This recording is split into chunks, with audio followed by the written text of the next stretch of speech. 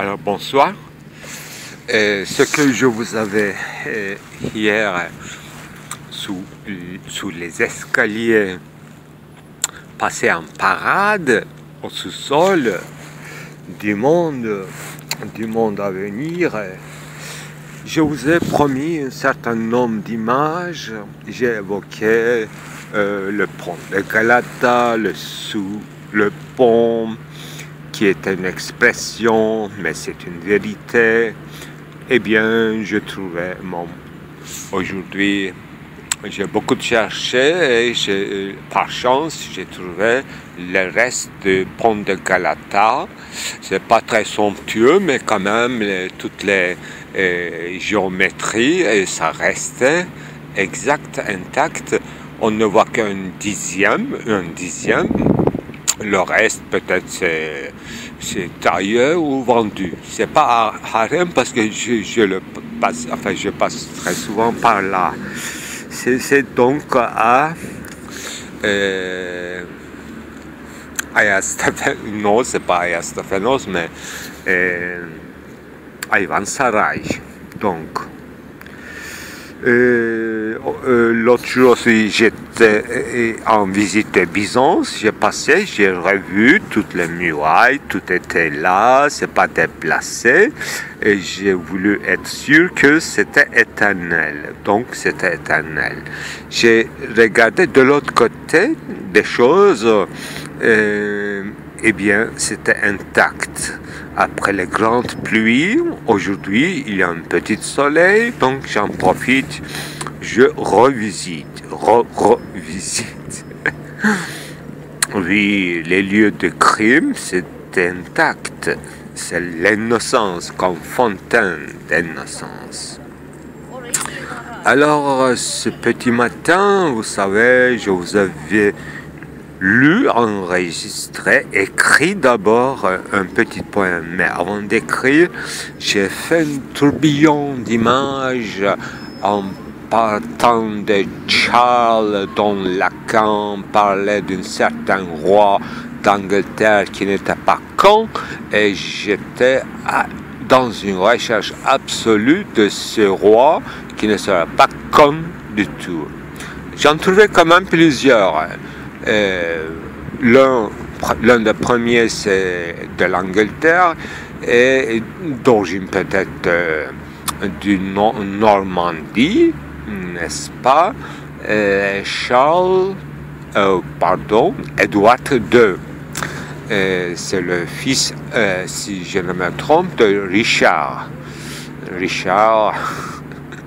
Ça, j'essaie à vérifier encore, et j'ai donné beaucoup de temps, mais ça n'a pas fini. C'est Richard Braveheart, peut-être. Notre Richard nous a donné un fils, le roi, abdiqué, n'est-ce pas? Il est allé se marier avec une certaine Isabelle, mais bon, c'était par courtoisie, mais il y avait un certain méchant, il y a un certain dépenseur.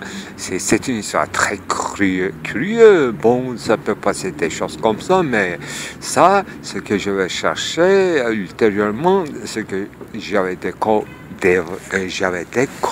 découvrir auparavant, les cathédrales, effectivement, de cette Moyen-Âge somptueuse, surtout Lincoln, en Angleterre, donc cathédrale de Lincoln, et une certaine Vaseline. Ça, c'est inextricable. Pour moi, j'ai donné toutes mes petites matinées, j'ai dormi un peu, je me suis réveillé. Vaseline, c'était où? Vaseline, bon, j'ai écrit mal orthographe, bon, mais comment ça se passe? En fait, j'ai cherché à la fois un chant d'amour de Jean Genet, mais non, c'était l'autre texte de Jean Genet qui était écrit pour une tapisserie de Moyen-Âge, et c'était Dame à licorne. J'ai passé en revue toute l'iconographie de Dame à licorne. J'ai essayé de démêler qui était Dame, qui avait une licorne. J'aime bien beaucoup chèvre, chevronne et unicorne, n'est-ce pas? Je suis de Capricorne, donc ça m'intéresse personnellement. Eh bien, pourquoi unicorne? Parce que c'est rare. Pourquoi cette bestialité?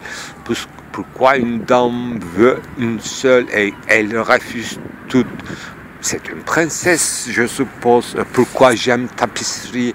Je suis tombé encore amoureux de tapisserie de la France et de l'Angleterre, en fait. C'est très connu, mais revoir, je connaissais par cœur toute cette riche œuvre de Duc de Berry, mais pas en tapisserie, c'est enluminure. Alors, enluminure, qu'est-ce que ça veut dire? Pourquoi enluminure?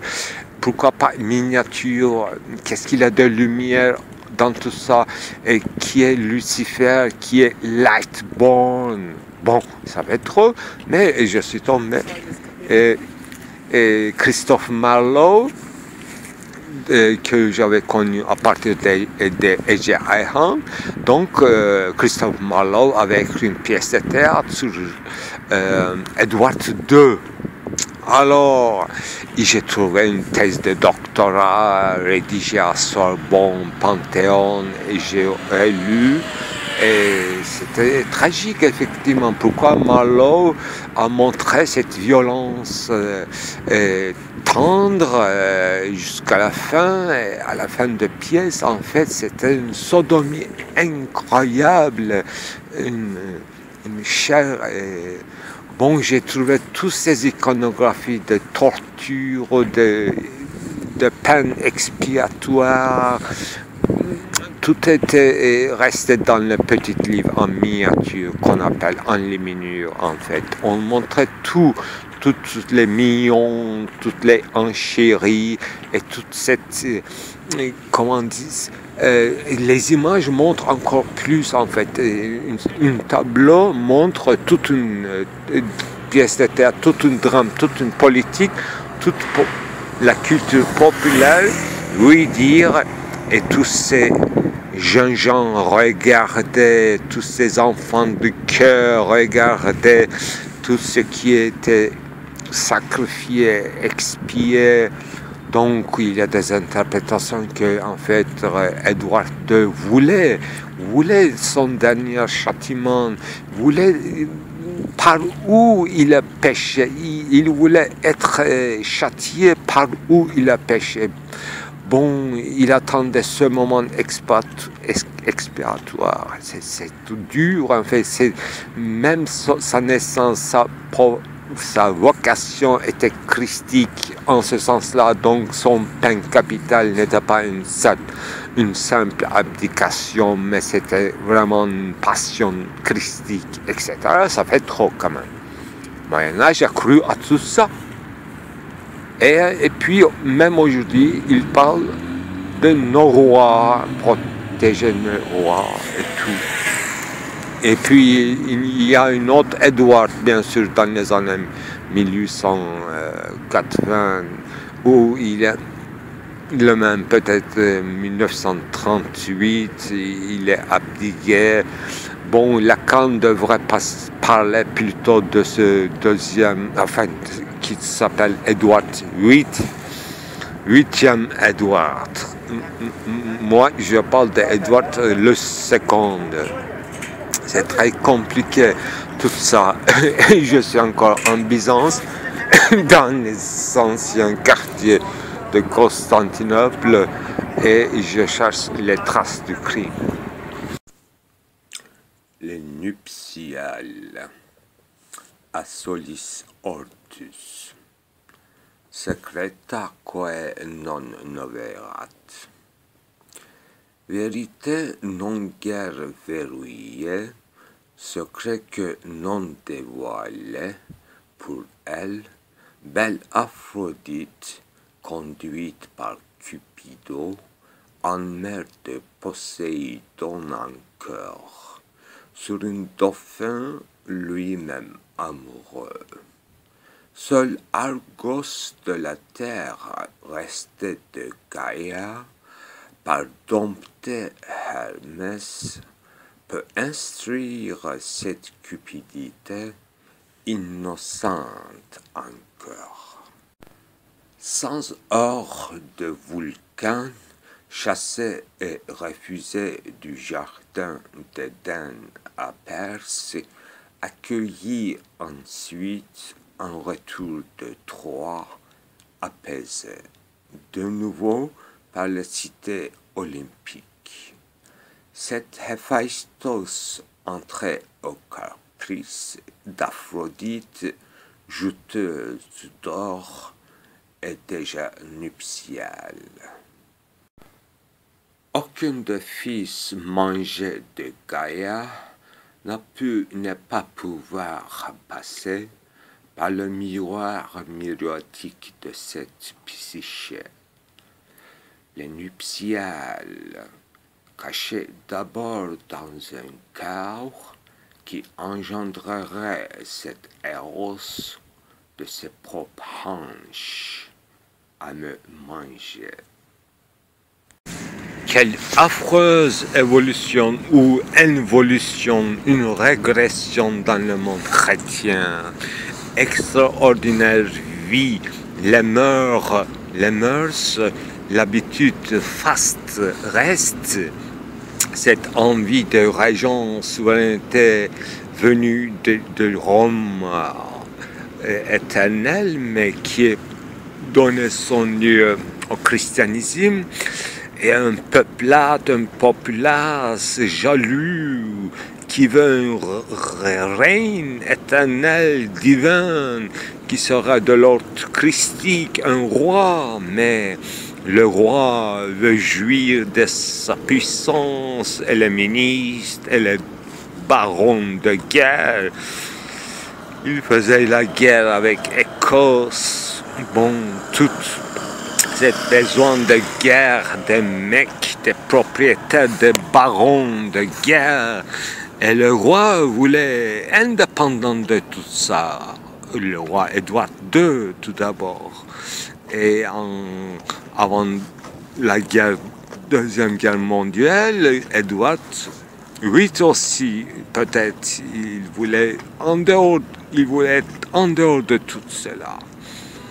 Et oui, chacun de nous, individualité historique, qui cherche. Et Jean Genet, on dit qu'il se sentait héritier de toute l'histoire, l'ensemble de l'humanité. Enfin, peut-être c'est trop, mais en tout cas, il a essayé de découvrir le Moyen-Âge aussi. D'où vient ce droit d'être voleur? Alors, Richard Brauhart, alors il était à côté de paysans. Les paysans voulaient simplement chasser les dons de la nature, quelques oies, quelques oiseaux. Ils voulaient manger, mais le roi souverain, propriétaire, baron, voulait barbeler la terre. Donc, c'est le premier moment. Alors, c'est la poésie. Oui, j'ai écrit un poème, je lisais, je vais vous faire passer, mais c'est complètement histoire universelle. Alors, pour analyser, réduire les choses dans ces éléments, alors je suis tombé encore dans la mythologie polythéiste de la Grèce, toute cette histoire de Gaïa, Aphrodite, cette cupidité transcendantale, cette péché capital qu'on appelle à la fois Eros, à la fois Cupido. Alors ces figures masculines divisées en plusieurs niveaux, il y a cet Hermès qui représente sagesse, les sciences profondes. Il y a cette Volcanus qui représente sûrement l'industriel forgeron. Alors tout passait très bien d'une manière édénique avec les lois des plantes et des animaux ont couché, enfin plutôt Héphaïstos. Il était alchimiste et même connaissait les animaux. Sans femme, il connaissait une science. Il a donné sa science à Aphrodite, mais elle a refusé parce que Aphrodite, elle était dans le régime d'autres divinités. Mais Héphaïstos a appris dans son exil après la guerre de Troie, en Perse, en Babyle, dans l'Orient. Il a connu les sciences occultes en forgeron et il a su inventer toute la maîtrise du feu et du fer. C'était une grande machine de guerre. Donc la Grèce pastorale, avec les animaux, avec les déités comme Gaïa, Argos, avec un peu d'Hermès, avait besoin encore d'un autre dieu après la guerre de Troie, avec la Perse. La Grèce a encore réconcilié avec cette science occulte qui serait l'industrie de guerre. Mais de chaque industrie, l'or, métallurgie, Héphaïstos, il est allé très loin dans la métallurgie en Orient profonde. Mais pour faire un retour en Grèce, pour être accepté par les dieux olympiques, il devrait accepter, se soumettre aux caprices de l'Aphrodite, c'est-à-dire une femme très belle, jeune, guidée par l'éros, sans cerveau, un bateau du désir. Aphrodite se réjouissait de tout, mais maintenant elle voulait l'or, l'ornement, et elle a finalement accepté de se marier avec cette science occulte pour ses propres plaisirs interminables, guidés par Cupidos, qui était son enfant. Alors, c'est une femme, pire que Gaïa, qui mangeait ses filles, ses fils, comme l'autre cyclone, encore plus ancien. Et Zeus, un dernier dieu, caché dans une cave, avec les nuptiaux incestueux. Finalement, Zeus a un droit de ses hanches. Il a fait sortir de ses hanches Eros. Et Eros, il était très chéri. Il donnait à manger comme Ganymède à Zeus. Il servait. Et Zeus, ce fut le premier dieu archaïque qui n'a pas mangé son fils qu'il a lui-même engendré. Pourtant Gaïa mangeait ses filles et ses fils. Zeus a eu un des premiers dieux qui n'a pas mangé ses fils. Toute la régie de la religion était dès lors changée. Et c'est dans les chants grégoriens, en disant « A solis ortus », on chante encore cet secret non dévoilé, vérité, non guère verrouillée. J'ai vu des dauphins sur lesquels, sous l'égide de Poséidon, les héros dansaient en mer dans les bas amoureux. Mais Eros, il a dû se marier et c'était encore pire que tout. C'est Hermès qui instruisait Eros.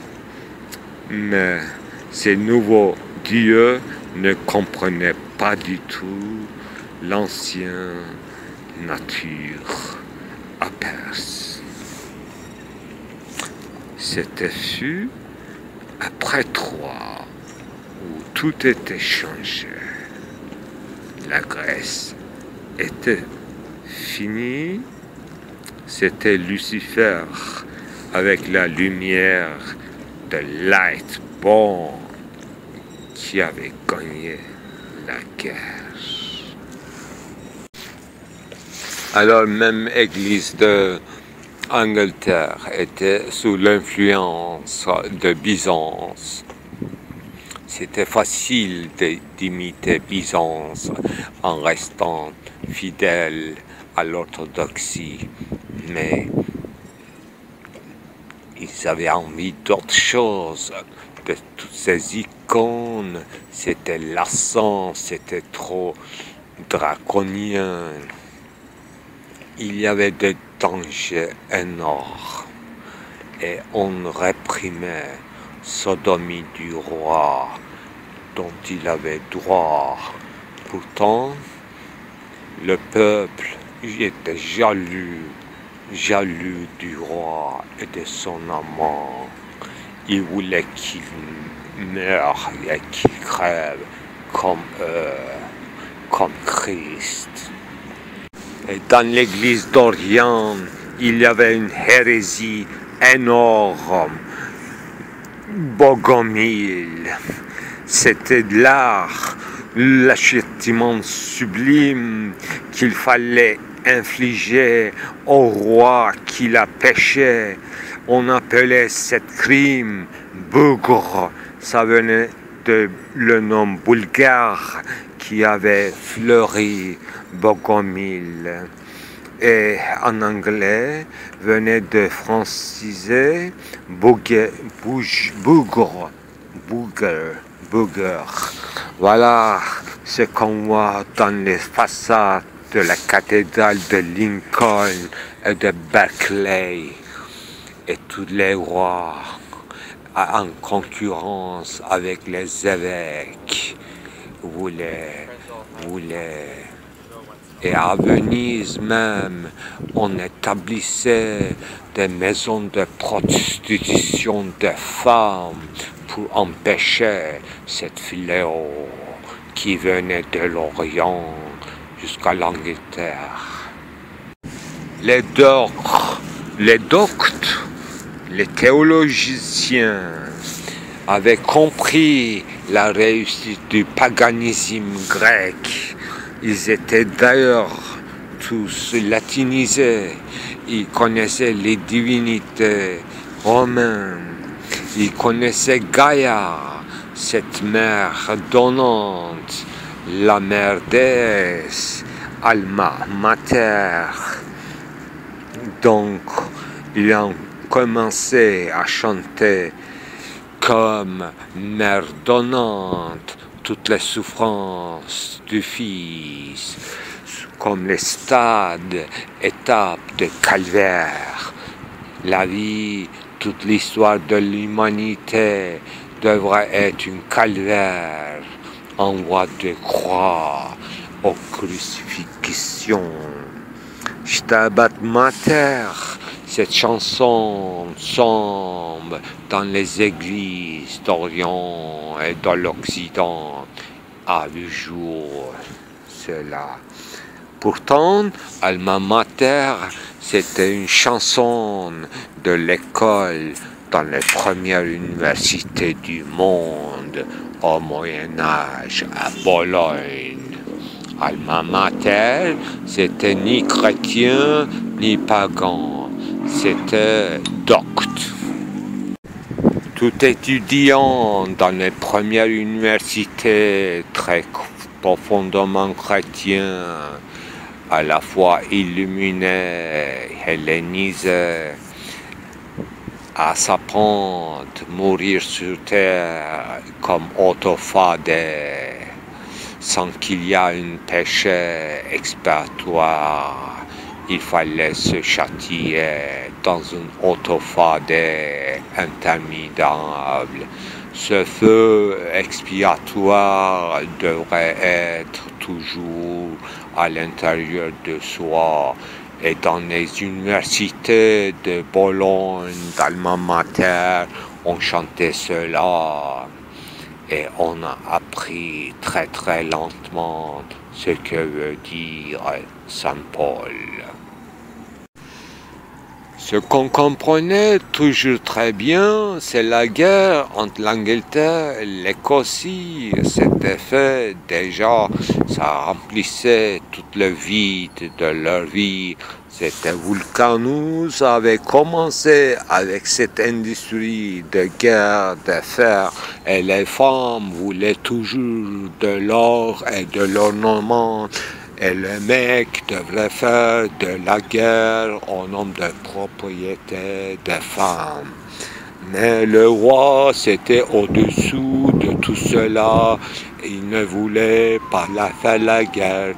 Mais les forgerons devraient faire de fer.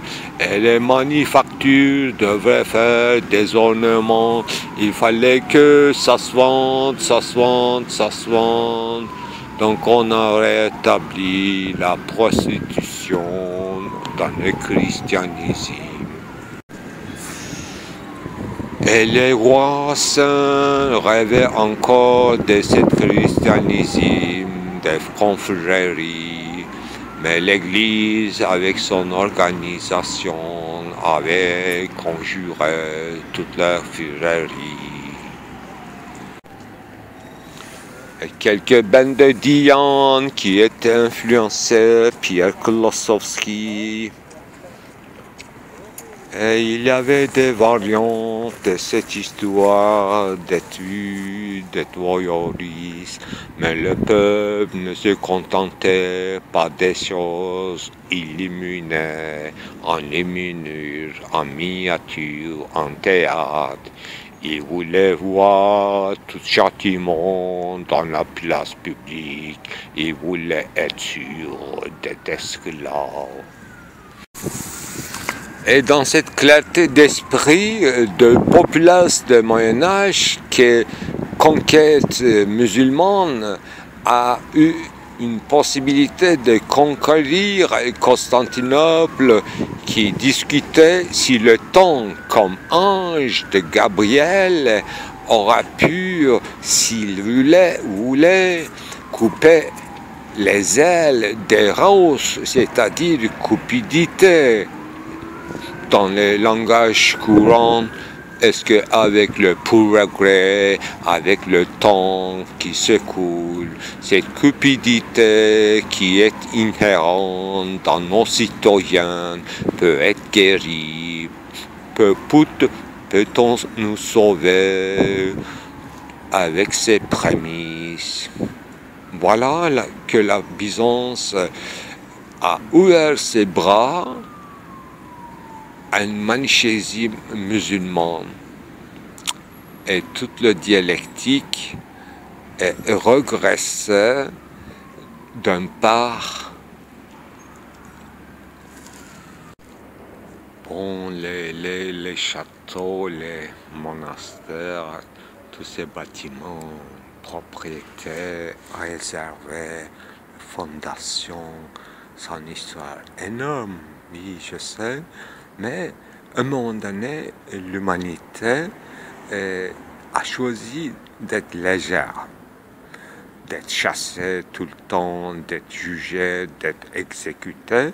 Donc c'était très dangereux avoir une position précise, une propriété, un château fort, un domaine, un monastère, une institution. Donc les gens, en fait, les bourgeois, la classe bourgeoise est redevenue, malgré toute apparence, nomade. Oui, c'est très théorique ce que je dis, je sais bien, mais bien que petite bourgeoisie, petit attachement à la propriété est très importante, oui, c'est ça justement révélateur. Si c'est très attaché à son petit truc, c'est parce qu'il est prêt à perdre tout. Donc c'est une instance juridique fragile, comme toute instance juridique. C'est pas une souveraineté véritable, c'est pas sanguin, c'est pas généalogique, rien du tout. Et quand on acte, quand on fait une praxis commerciale, on peut supposer que 2-3 générations, ça peut aller. Mais je suis dans un endroit, au milieu d'un endroit que j'ai eu chance de photographier 2-3 photographes. Ça appartient à personne. C'est pour ça que ça accaparé par les gens. Ça ne peut appartenir qu'à l'État. L'État est abstrait. Tout à l'heure, j'ai vu un grand domaine entre les rues. C'était une église démolie, mais quand même, le domaine est bien réservé. On ne sait pas à l'époque, en fait, il y a 30 ans, c'était complètement investi en commerce, en fabrication sûrement, mais ici, maintenant, c'est devenu un lieu archéologique. Mais devant la porte, ça s'écrit, ça appartient à la Chambre de commerce d'Istanbul, cette propriété. Alors, qui dit ça? Qui a décidé? Qui a donné ceci à cela? Ceci a tué cela. Oui, c'est le proverbe de Victor Hugo, n'est-ce pas, dans la Notre-Dame de Chambre et Notre-Dame de Paris. Ceci tue cela, toujours, mais n'arrive pas à tuer complètement. Même c'est visible, hein. Visibilité c'est très fragile, hein. On pourrait détruire tout, mais ça reste. Mais il y a des choses qui ne sont pas de l'ordre visible au sens strict du terme, mais on a passé, l'humanité donc a passé de forgerons, de donjons, des citadelles, des propriétés de monastères, châteaux forts, à livres, comme a dit Victor Hugo dans Notre-Dame de Paris. Cathédrale, non, le livre, c'est-à-dire Gutenberg, l'invention du livre a tué le cathédrale. C'est Victor Hugo qui écrit cela. J'ai eu chance de découvrir en lisant avec le titre impitoyable et abrupt, ceci a tué cela. C'est enfer. Oui, il a finalement, lui aussi, bien sûr, grand écrivain, grand esprit, a découvert enfer. Hegelien, alors, impensable. Enfin, moi, je pense, j'ai découvert avant la philosophie Aufhebung, mais avec un sentiment confus. Je me demande si je vivais dans l'époque de Victor Hugo, grande époque quand même des révolutions et des communes de Paris. Alors, comment peut-on avoir cette théorie quand même schématique et précise, ceci tueras cela, c'est complètement hegelien. C'est complètement mass-média, enfin, c'est irrémédiablement actuel. Mais comment il a su? Donc, il a su, bien sûr, mais si j'avais vécu dans son époque-là, est-ce que j'aurais pu découvrir? Est-ce que c'est l'ordre d'éducation et de culture ou c'est du sentiment, insight, voir les choses et dire ceci tuera cela.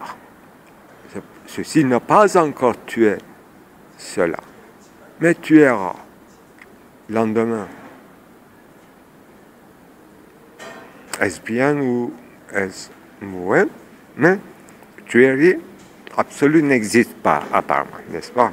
Ceci ne tue jamais cela d'une manière absolue. Mais il y a une tuerie. Oui, c'est quoi dit tiens? Il y a une tuerie. Il n'y a pas un... voilà, il n'y a pas un corps. Il y a des corps décédés, mais il y a des corps